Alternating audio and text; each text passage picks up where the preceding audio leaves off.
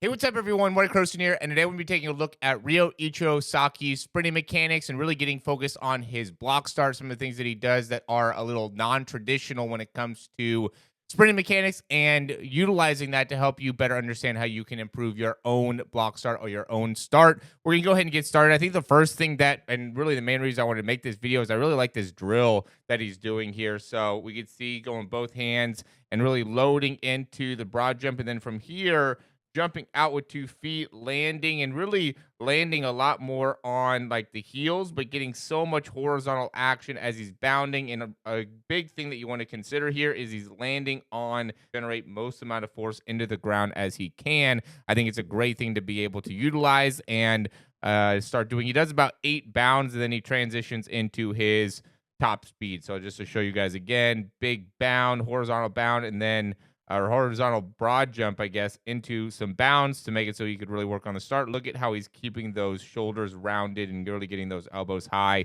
I think a great thing to be able to do in order to make it so you can improve your own sprinting. So now we'll take a look at his sprinting mechanics here to start. I know we're a little bit cut off here, but notice how he's landing with that first step. He does end up landing more on the balls of his feet when he is running here. We'll take a look at this as well. Again, cut off on this too, but we could still see, I think, what ends up being most important, which is some of the things that he's doing that are non-traditional, such as just the spine position is the main thing, right? So we could see where he's at in comparison to a lot of these other guys. I know we watched like a Christian Coleman video, is something that I'm always using as a guideline for what you want to be doing out of your block start, and we could see it's just not really the same here in how low he's staying, but he puts a big focus on getting a large amount of knee drive and really maintaining a very forward action. He ends up landing a little bit more kind of flat-footed on each one of these, so he's not as much on the toes. Again, when we watch like Christian Coleman or Trayvon Rommel, a lot of these guys who are able to accelerate really well, we see a lot more of a forefoot strike and not getting too much onto the heels. But again, with him, we're seeing much more of like that heel kind of flat-footed strike and then pushing off from there. Not saying it's wrong. I've just been doing a lot of these breakdowns of the 40-yard dash as well and seeing a lot of that same type of action. And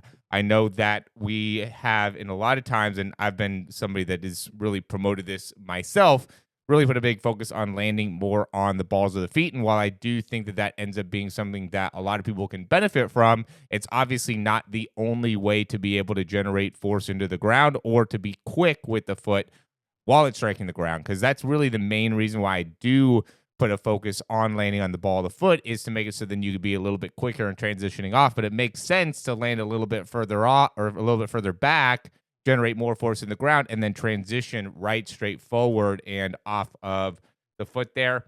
Now, one of the things that does stand out with him is he is a little bit opened with that right hip or that right leg in general. So as he's accelerating, he's constantly opening up that right leg a lot. And we can even see as he gets to top speed, he is a little bit limited in just the range of motion he has in the flexion of his right hip. So he's very quick to get into external rotation here, very tight, I think, within the hip, which is very interesting when it comes to why he may end up very reliant on landing more on the heels, is because of the hip alignment and the hip position.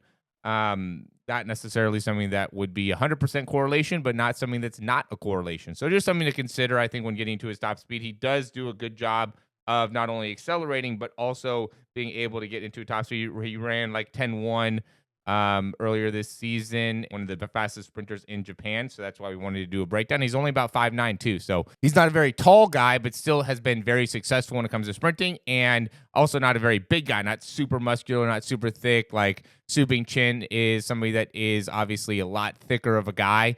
But with Ryuichiro Sakai, and I hope I'm saying that right, he's a lot skinnier, a lot kind of smaller guy, smaller build, but still able to run some great times. And I think a big part of that has to do with how he generates a lot of force into the ground to start and stays in that drive phase for a long period of time, something that you can take note of and start to utilize within your own sprinting to get a little bit better results. As always, thanks for watching. If you want to find out more about what we do, you can check out the description down below.